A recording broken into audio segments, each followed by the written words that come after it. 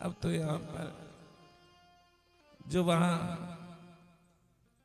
बच्चे हैं वो कहने लगे, अच्छा ये बता भगवान मिलते कैसे हैं और भगवान दिखते कैसे हैं। तो पहले दिखने के बारे में बताया कि भगवान का स्वरूप क्या है। केवल अनुभवानंद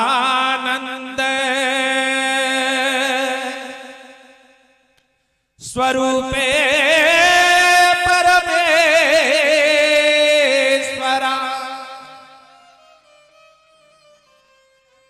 भगवान केवल अनुभव के द्वारा प्राप्त किए जा सकते हैं। जाकी रही भावना जैसे प्रभु मूरत देखी तिन तैसी। भगवान अनुभव के द्वारा।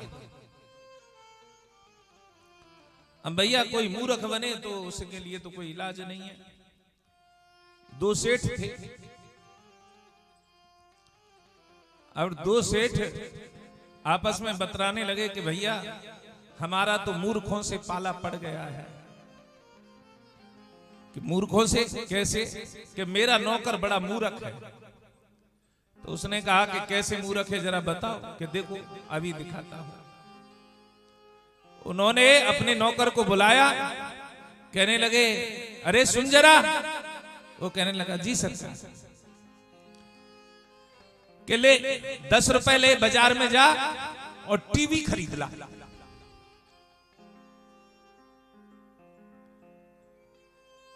तो वो कहता है जी हजूर अभी गया अभी आया। तो मालिक कहने लगा, सेठ कहने लगा, देखा कितना बड़ा बेवकूफ है। 10 रुपए की कहीं टीवी मिलती है क्या? 10 रुपए लेके चला गया टीवी खरीदने के लिए बाजार में। दूसरा कहने लगा अच्छा आपने तो टीवी मंगवाई है और देखना मेरा कितना बड़ा मूर्ख है। उसने अपने नौकर को जवाब दिया। वो कहता है जी सरकार क्या हुक्म है हमारे लिए। वो कहने लगे ऐसे कर मेरी ऑफिस पे जाकर देख कि मैं वहां हूं कि नहीं हूं। मेरी ऑफिस पे जाकर देख मैं वहां हूं या नहीं हूं। अच्छा सरकार अभी जाता। अब भैया दोनों नौकर चले गए। वो दोनों सेठ हंस रहे, देखो कैसे मूर्खों से पाला पड़ गया हमारा। अब दोनों नौकर एक जगह पर मिल गए। क्या कहा तेरे मालिक ने? तो नौकर कह रहा मेरा मालिक तो सबसे बड़ा बेवकूफ है। मेरा मालिक तो सबसे बड़ा बेवकूफ है। मुझसे कह रहा 10 रुपए की टीवी लिया। अरे टीवी तो मैं कितनी ले जाऊं? एक नहीं 4 ले जा सकता हूं टीवी तो 10 रुपए की। लेकिन आज तो संडे है बाजार तो खुल ही नहीं रहा है। ले एक ना वो 4 टीवी ले जाएगा 10 रुपया की, लेकिन बाजार ना खुल लो यालियां बेचारो खरीद रो ना। दूसरा कहने लगा तेरा मालिक नहीं मेरा मालिक तुझसे तेरे मालिक से भी ज्यादा बेवकूफ है। तेरा मालिक तो इतना बेवकूफ नहीं है जितना मेरा मालिक बेवकूफ है। वो कहने लगा तेरा मालिक क्यों बेवकूफ है? कि मुझसे कह रहा था कि मेरी ऑफिस पे जाकर ये देखो कि मैं हूं कि नहीं। है ना पागल? वो अपने आप फोन करके नहीं पूछ सकता था कि मैं ऑफिस पे हूं कि नहीं? अपने आप फोन कर लेता। तो दोनों जने विचार कर रहे थे अब बताओ ये सेवक हो सकते हैं? लेकिन सेवक किसे कहा है? केवल अनुभवानंद।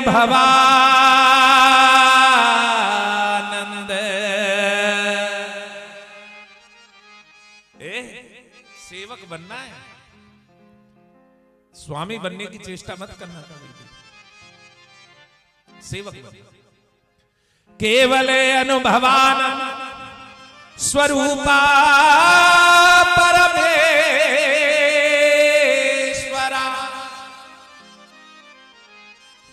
भगवान का स्वरूप कैसा है? आनंद के द्वारा। अनुभव के द्वारा। भगवान परम आनंद है, लेकिन कब? अनुभव से। अनुभव नहीं करोगे तो तुम्हें सुख नहीं मिल सकता। भगवान को अनुभव करना ही पड़ेगा। यदि तुम सोच रहे हो कि भगवान कोई बदले की वस्तु है या वैसे ही मिल जाएगी, नहीं मिल सकती। बदले की वस्तु नहीं है। प्रहलाद इस बात की पुष्टि करेंगे। उन्होंने कहा तो भैया अनुभव से, आपने कहा कि भगवान अनुभव से मिलते हैं, लेकिन भगवान को पाने के लिए क्या क्या करना पड़ेगा? मिलते तो वो अनुभव से हैं। ये तो आपने सत्य कह दिया, ये तो मैंने आपकी बात मान ली, लेकिन भैया भगवान अनुभव से तो मिलेंगे, लेकिन प्रयोजन क्या क्या करना पड़ेगा? प्रयोजन भी तो बताइए आप कि प्रयोजन क्या क्या करना पड़ेगा। तो उन्होंने कहा गुरु शुश्रया भक्त्या सर्वलब्धायर पड़े नचे संगेन साधु भक्ताना ईश्वरा आराधने नचे। बेटी यह तिलक रख दे, तू अपनी कथा का खराब कर रही है। हाँ?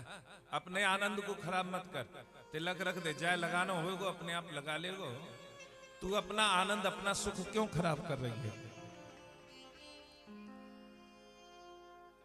क्योंकि कथा का जो आनंद है वो खुद ही को पता रहता है।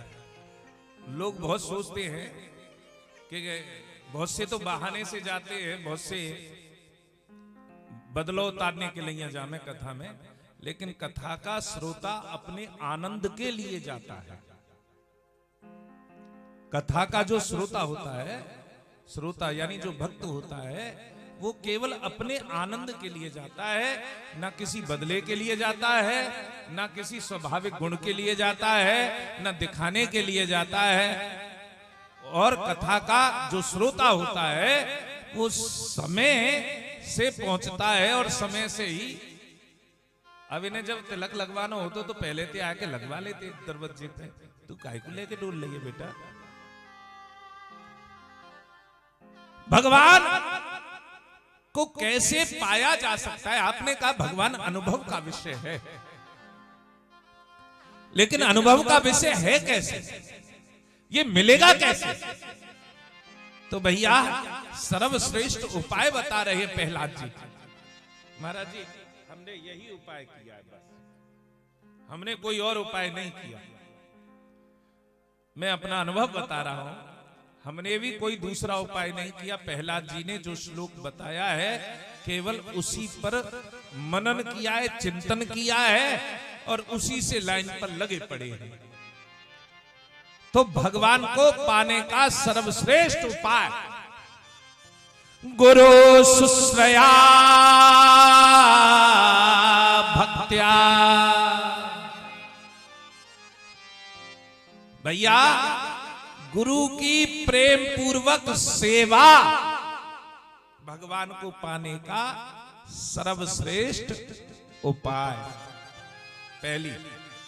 पहली सीढ़ी भागवत के 10वें स्कंद के सुदामा चरित्र 80, 81, 82वें अध्याय में भगवान कृष्ण सुदामा को यही समझाना चाहते हैं कि यदि अपने खाल की जूती बनाकर भी गुरु के चरणों में पहना दी जाए तो भी उसके उपकार को समाप्त नहीं किया जा सकता।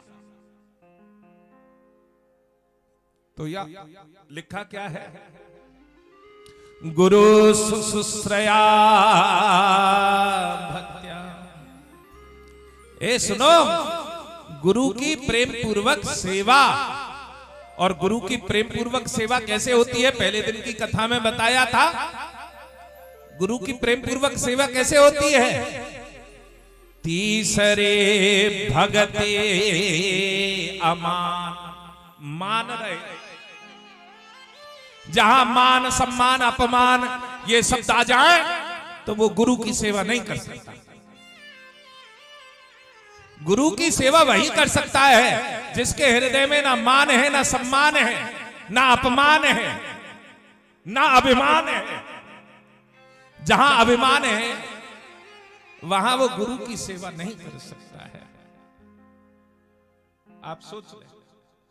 जय जय। दूसरा, अपने को जो मिला है उसे भगवान को समर्पित कर दे।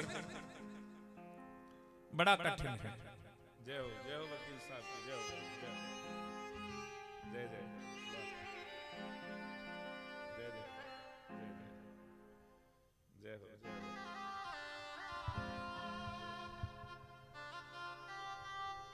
बैठो,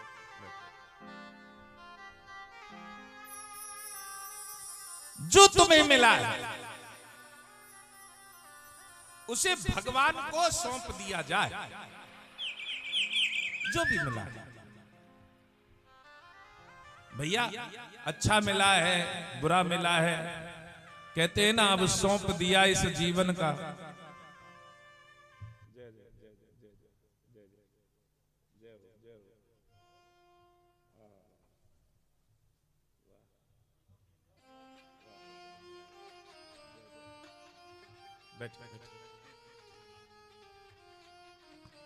भगवान को सर्वस्व अर्पण कर दिया जाए, हमारी तुम्हारी तरह नहीं। हम तो कहते हैं तन मन धन और जीवन सब कुछ है तेरा, तेरा तुझको अर्पण क्या लागे मेरा। लेकिन कहते ही कहते अर्पण कुछ नहीं करते। हम केवल कहते ही कहते हैं, अर्पण नहीं करते हैं। सर्वलब्धार्पणे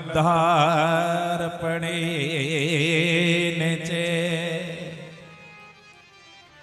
जो भी कुछ मिला है उसे भगवान को सौंप दिया जाए। तीसरा, संगेन साधु भक्ताना। और सुनो, भगवत प्रेमी महात्माओं का संग करना है। महात्मा कई प्रकार के होते हैं, महात्मा कई प्रकार के होते हैं। जैसे कि जो केवल ब्रह्मचार्य में ही अपने आप को निपुण समझता है वो भी महात्मा है। जिसने जीवन परोपकार में व्यतीत कर दिया वो भी महात्मा है। जिसका जीवन यज्ञ में व्यतीत हो गया है वो भी महात्मा है। जिसने कोई संकल्प कर लिया वो भी महात्मा है।